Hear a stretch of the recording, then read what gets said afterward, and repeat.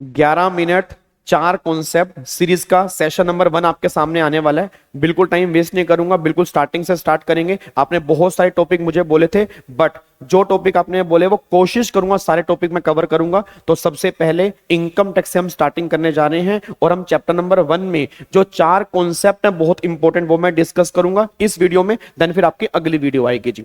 अब सुनो यहाँ पे मैं ध्यान रखना, तो चैप्टर नंबर 1 में सबसे पहले हम डिस्कस कर रहे हैं डिफॉल्ट स्कीम और नॉर्मल स्कीम के अंदर जो बातें बहुत इंपॉर्टेंट हैं, जो तुम्हें एग्जाम में ध्यान देनी है। तो सारे बच्चे कान खोल के सुनेंगे। सबसे पहली बात, अगर क्वेश्चन बनता है डिफॉल्ट स्कीम का, तो डिफॉल्ट स्कीम के ना अलग अलग नाम होते हैं। अगर वो बोलेगा डिफॉल्ट स्कीम से क्वेश्चन सोल्व करो, या अगर वो बोलेगा 115 बीएससी से क्वेश्चन सोल्व करो, या वो बोलेगा न्यू रिजीम से क्वेश्चन सोल्व करो, तो फिर हमें ये वाली स्कीम फॉलो करके आनी है। बस ये पर ध्यान दो। अब इसमें फटाफट से एक बार टैक्स रेट याद करते हैं। हमारे स्लैब रेट क्या होते हैं तुम सब जानते हो। इसमें अमेंडमेंट आई थी 3 लाख तक टैक्स आपका 0 बनेगा। अगर इनकम 3 लाख से ज्यादा है, 7 लाख तक है तो 5% है। अगर इनकम 7 लाख से ज्यादा है, 10 लाख तक है तो 10% है। अगर इनकम 10 लाख से ऊपर है, 12 लाख तक है तो 15% है। अगर इनकम 12 लाख से ऊपर है, 15 लाख तक है तो फिर 20% है। अगर इनकम 15 लाख से ऊपर है तो फिर 30% टैक्स एप्लीकेबल होगा। 25% वाला रेट यहां पे एप्लीकेबल नहीं है। ये रेट आपके सामने चार्ट बुक आपके पास है, उसमें सारी बातें दी हुई है। उसके बाद जब ये रेट एप्लीकेबल करोगे ना, बस ये ध्यान देना, ये स्कीम किसको मिलती है। ये स्कीम इंडिविजुअल को मिलती है, एचएफ को मिलती है, एओपी को मिलती है, बीओआई को मिलती है और एजेपी को मिलती है। चाहे तुम इंडिया में रेजिडेंट हो या नॉन रेजिडेंट हो, सब केस में रेट ऑफ टैक्स सेम है। मैं इसलिए कह रहा हूं, यही तुम बार बार गलती करते हो। एज मत देखना, इस स्कीम में एज मत देखना। एज हमारे किसी काम का नहीं है, रेजिडेंशियल स्टेटस हमारे किसी काम का नहीं है, क्योंकि सब केस में यही रेट ऑफ टैक्स हमें लगा के आने हैं। बस ये पर ध्यान दो। अगला फिर बात करते हैं सरचार्ज की, कॉन्सेप्ट नंबर 2। अगर मैं सरचार्ज की बात करूंगा, इस स्कीम में सरचार्ज बहुत ध्यान से देखना, 37% वाला सरचार्ज यहां पे एप्लीकेबल नहीं होता। बहुत सारे बच्चे पेपर में गलती करते हैं, वो 37% वाला सरचार्ज यहां पे लगाने की कोशिश करते हैं, बट डिफॉल्ट स्कीम में ऐसा नहीं है। इसमें सरचार्ज कितना है, अगर तुम्हारी टोटल इनकम 50 लाख तक है तो सरचार्ज आपका नील है। अगर तुम्हारी टोटल इनकम 50 लाख से ऊपर है, 1 करोड़ तक है, 10% सरचार्ज है। अगर इनकम 1 करोड़ से ऊपर है, 2 करोड़ तक है, 15% सरचार्ज है। अगर इनकम 2 करोड़ से ऊपर है, जितनी मर्जी तुम्हारी इनकम हो, मैक्सिमम 25% सरचार्ज यहां पर एप्लीकेबल होगा। उसके ऊपर का सरचार्ज यहां पर एप्लीकेबल नहीं होगा। अच्छा, फिर जहां पे सरचार्ज होता है तुम सब जानते हो, वहां पर एमआर भी मिलता है। एमआर कब मिलता है, तुम्हें एमआर निकालना होता आता होगा। अगर इनकम 50 लाख से ऊपर है तो कंपैरिजन 50 लाख से करोगे। अगर इनकम 1 करोड़ से ऊपर है, कंपैरिजन 1 करोड़ से करोगे। अगर इनकम 2 करोड़ से ऊपर है, कंपैरिजन 2 करोड़ से करोगे। फिर आप निकालोगे टैक्स का इंक्रीमेंट कितना है, इनकम इंक्रीमेंट कितना है। अगर टैक्स का इंक्रीमेंट तुम्हारे इनकम इंक्रीमेंट से ज्यादा है, उस केस में एमआर मुझे मिलेगा, नहीं तो मुझे एमआर नहीं मिलेगा। एक पॉइंट मैंने तुम्हें और भी कहा था, अगर क्वेश्चन में नॉर्मल इनकम और स्पेशल इनकम मिक्स दी होती हैं, उस केस में एमआर की कैलकुलेशन हमारे एग्जाम में किसी काम की नहीं है।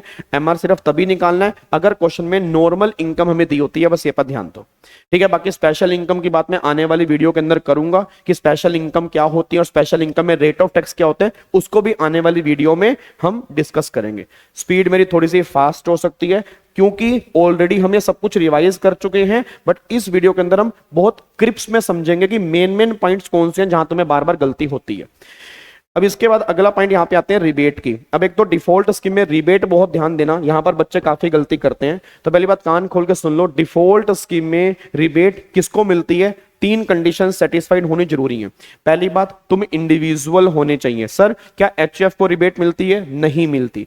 दूसरी बात, वो इंडिविजुअल इंडिया का रेजिडेंट होना चाहिए। तीसरी कंडीशन जो है, उसकी टोटल इनकम जो है वो गवर्नमेंट करिए 7 लाख रुपए तक होनी चाहिए। तो अगर तुम इंडिविजुअल हो, तुम इंडिया के रेजिडेंट हो, तुम्हारी टोटल इनकम 7 लाख रुपए तक है, तो गवर्नमेंट कहती है हम तुम्हें रिबेट देंगे। कितनी रिबेट देंगे, जितना भी तुम्हारा नॉर्मल टैक्स बनेगा, मतलब जब तुम नॉर्मल टैक्स निकालोगे, जो भी तुम्हारा नॉर्मल टैक्स बनेगा, और 25,000 विच एवर इज लेस, उतने की रिबेट मिलेगी। मतलब क्या है, मतलब यह है कि मैक्सिमम टू मैक्सिमम मैं 25,000 रुपए तक की रिबेट माइनस कर सकता हूं। 25,000 से ऊपर की रिबेट मुझे नहीं मिलेगी। बस ये पर ध्यान दो। अब एक पॉइंट यहां पे डाउट निकल के आता है, सर अगर मेरी इनकम 7 लाख से ऊपर होती है तो क्या मुझे रिबेट मिलती है। बिल्कुल मिलती है। याद करो, अगर इनकम 7 लाख से ऊपर होती है तो भी हमें यहां पे डिफॉल्ट स्कीम में रिबेट मिलती है। कितनी रिबेट मिलती है, जितनी इनकम तुम्हारी 7 लाख से ऊपर है। पहले तो वो इनकम निकाल लो कि तुम्हारी इनकम 7 लाख से ऊपर कितनी है। फिर जो इनकम तुम्हें गिवन है, फॉर एग्जांपल 7,15,000 है, 7,10,000 है, 7,20,000 है, उस इनकम पे टैक्स निकाल लो। अब 7 लाख से ऊपर वाली इनकम तुमने निकाल ली, जितनी इनकम गिवन है उस पर टैक्स निकाल लिया। फिर चेक करो क्या ये टैक्स तुम्हारी उस इनकम से ज्यादा है या नहीं है। जैसे एग्जांपल के लिए, अब एग्जांपल तो वैसे मैंने पहले कर ली है, बट फिर भी एग्जांपल के लिए मान लो इनकम तुम्हें दे रखी है 7,20,000 पे। अब 7,20,000 पे इनकम दे रखी है, तो 7 लाख से ऊपर कितने हैं? 20,000। तो पहले पॉइंट में आएगा 20,000। फिर दूसरा, अब 7,20,000 पे टैक्स निकाल लो नॉर्मल स्लैब रेट से, वो तुमने निकाल लिया। अब अगर ये टैक्स 20,000 से ज्यादा है, मतलब जितनी तुम्हारी इनकम बढ़ी उससे ज्यादा है, तो फिर तो तुम्हें रिबेट मिलेगी। कितने की रिबेट मिलेगी? इस टैक्स में से वो माइनस कर दोगे, बैलेंस की रिबेट मिल जाएगी, और रिबेट माइनस करने के बाद जो टैक्स आएगा उसमें 4% सेस जोड़ दोगे, फाइनल आंसर आपके सामने आ जाएगा। मैं दोबारा बोलूंगा, ये रिबेट तभी मिलेगी अगर डिफॉल्ट स्कीम ली है, क्योंकि नॉर्मल स्कीम में रिबेट मिलती है 5 लाख तक, और 5 लाख से ऊपर इनकम होने पर नॉर्मल स्कीम में रिबेट नहीं मिलती, वो डिफॉल्ट स्कीम के अंदर ही मिलती है। बस ये पर ध्यान दो। तो 3 कॉन्सेप्ट मैंने आपको बताए हैं, पहला टैक्स रेट, दूसरा सरचार्ज, तीसरा रिबेट। आपके मन में एक डाउट हो रहा है, सर सरचार्ज सब पे लगता है? सब पे, चाहे वो रेजिडेंट हो नॉन रेजिडेंट हो। सर एमआर सबको मिलता है? सबको मिलता है, चाहे रेजिडेंट हो चाहे नॉन रेजिडेंट हो, ठीक है। बट रिबेट में ध्यान देना, रिबेट ओनली रेजिडेंट को मिलती है, सिर्फ इंडिविजुअल को मिलती है, वो भी तब अगर इनकम 7 लाख तक हो तभी रिबेट मिलती है, नहीं तो रिबेट नहीं मिलती। ये 3 कॉन्सेप्ट आपके यहां पे निकल के आ रहे हैं।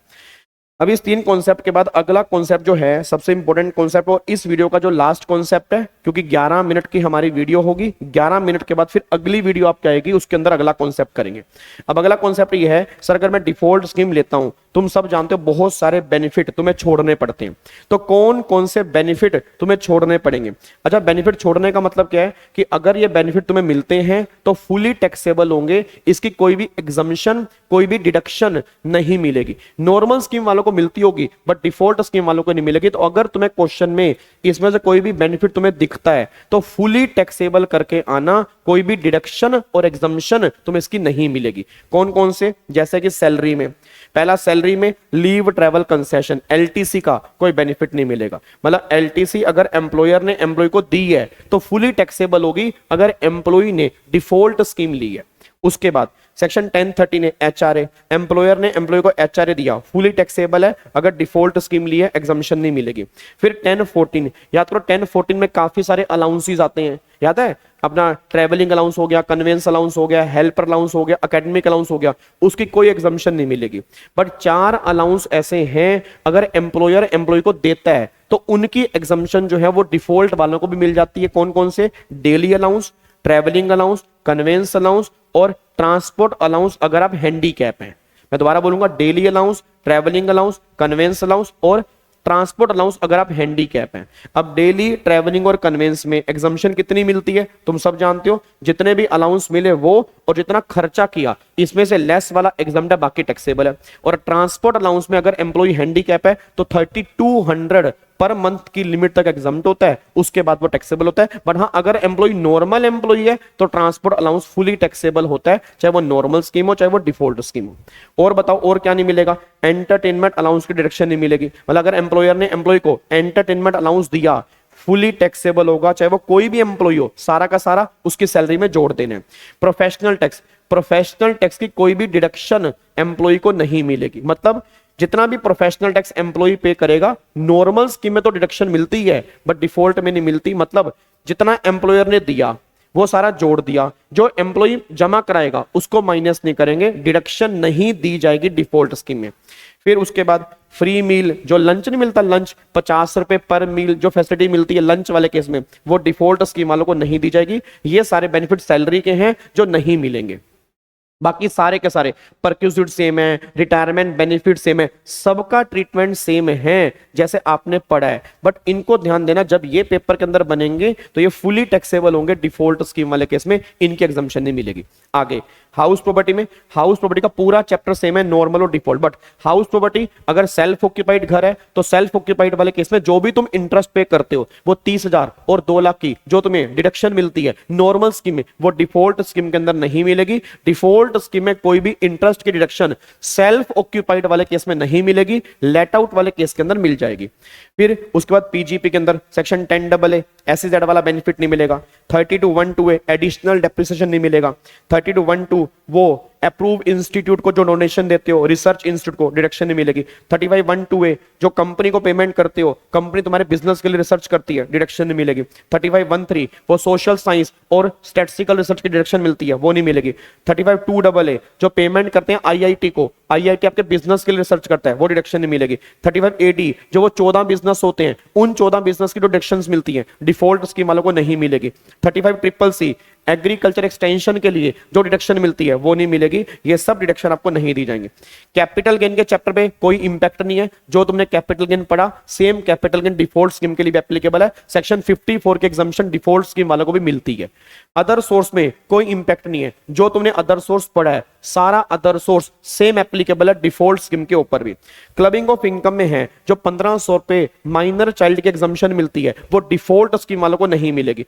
सेट ऑफ के अंदर हाउस प्रॉपर्टी के लॉस दूसरे हेड की इनकम से खत्म नहीं कर सकते और ना ही लॉस कैरी फॉरवर्ड होंगे, जो लॉस होंगे वो लैप्स हो जाएंगे हाउस प्रॉपर्टी वाले केस में, बस ये पर ध्यान दो। बाकी अनएब्सॉर्ब डेप्रिसिएशन अगर वो एडिशनल डेप्रिसिएशन से रिलेटेड है उसको भी तुम सेट ऑफ नहीं कर सकते। डिडक्शन में कोई डिडक्शन माइनस नहीं होगी, 80C से लेकर 80U वाली कोई माइनस नहीं होगी, बस 3 माइनस करेंगे, 80JJAA फिर 80CCH2 और फिर 80CCD2, ये 3 डिडक्शन मिलेंगे डिफॉल्ट स्कीम वालों को, बाकी कोई डिडक्शन नहीं मिलेगी। और फिर बाकी एक सेक्शन 1017 है MP MLA को जो अलाउंस मिलता है वो डिडक्शन भी आपको नहीं मिलेगी। ये सारे बेनिफिट्स हैं जो डिफॉल्ट स्कीम वालों को नहीं दिए जाएंगे, बाकी सेम ट्रीटमेंट होगा इनको छोड़ के जो तुमने नॉर्मल स्कीम के अंदर पढ़ा है।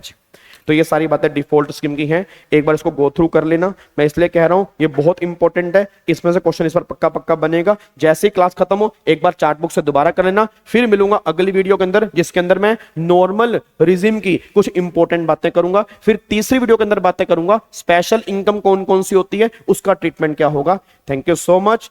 देखते रहें ऐसे 10-10, 11-11 मिनट की वीडियो, इतने के अंदर तुम्हारे 3-4 कॉन्सेप्ट खत्म करवा दूंगा। जय हिंद, thank you so much, bye bye.